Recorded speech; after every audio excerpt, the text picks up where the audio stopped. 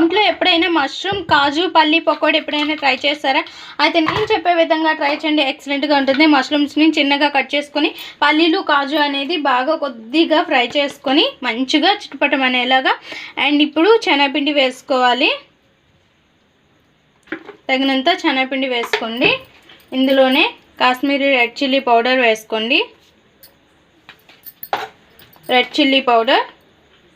చిన్నపిల్లలు ఉండేవాళ్ళు పచ్చిమిర్చి వేసుకోకండి, నేను ఇక్కడైతే వేయటం లేదు. లేని వాళ్ళు నచ్చితే వేసుకోవచ్చు. నాకు ఇంట్లో చిన్నపిల్లడు ఉన్నాడు, వాడు కూడా తింటాడని చెప్పి నేను పచ్చిమిర్చి అయితే వేయట్లేదు. అండ్ సాల్ట్, గరం మసాలా కొద్దిగా నేను లైట్గానే వేస్తాను, మరి కనిపించినట్టు. చికెన్ మసాలా కొంచెం, జీరా పౌడర్ మీకు నచ్చినంత వేసుకోండి, జీరా పౌడర్ మంచిదే కదా.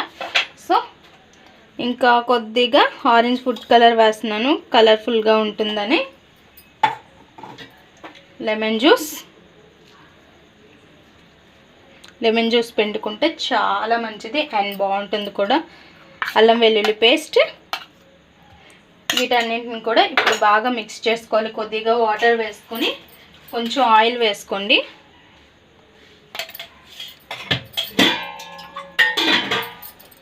వాటర్ వేసుకొని మంచిగా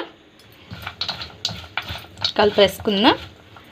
కొంచెం కనిపించేలాగా, మరి అంతలా వాటర్ వేసేయకండి, కొంచెం లూజ్గా ఉండేలాగే చూసుకొని. చూసారుగా, ఇంతేనే, మనకి ఎక్కువసేపు కూడా ఫ్రై అవ్వక్కర్లేదు. ఇంతే, రెడీ అయిపోయింది. ఇంకా డీప్ ఫ్రైకి ఆయిల్ పెట్టుకుందాం స్టవ్ పైన. ఇంకా ఆయిల్ బాగా మరిగినాక మనం పకోడీ అనేది వేసేసుకోవాలి. మష్రూమ్ పల్లి కాజు పకోడీ మనం ఏ విధంగా అయినా పిలుచుకోవచ్చు, అది మన ఇష్టం. అండ్ టేస్ట్ అయితే అదిరిపోతుంది. నేను ఆల్రెడీ ట్రై చేశాను ఒకసారి, చాలా బాగా వచ్చింది. మీతో కూడా పంచుకుందాం అని చెప్పి నేనైతే ఇప్పుడు వేస్తున్నాను. మా వాడైతే భలే తింటాడు. సో ఈ మష్రూమ్స్ చూసి చికెన్ అంటాడు.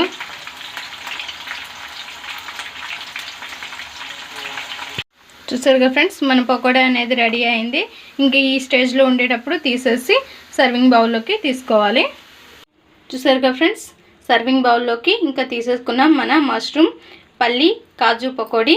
ఇంకా పైన కొద్దిగా కరివేపాకుతో గార్నిష్ చేసేసుకోండి, సరిపోతుంది. అండ్ టేస్ట్ అయితే అమేజింగ్గా ఉంటుంది. కంపల్సరీగా ట్రై చేయండి. మా ఈ వీడియో మీకు నచ్చినట్లయితే లైక్ చేయండి, షేర్ చేయండి, మా ఛానల్ని సబ్స్క్రైబ్ చేసుకోండి, పక్కనే ఉన్న బెల్ సింబల్ క్లిక్ చేయండి. Please friends, like, share, subscribe.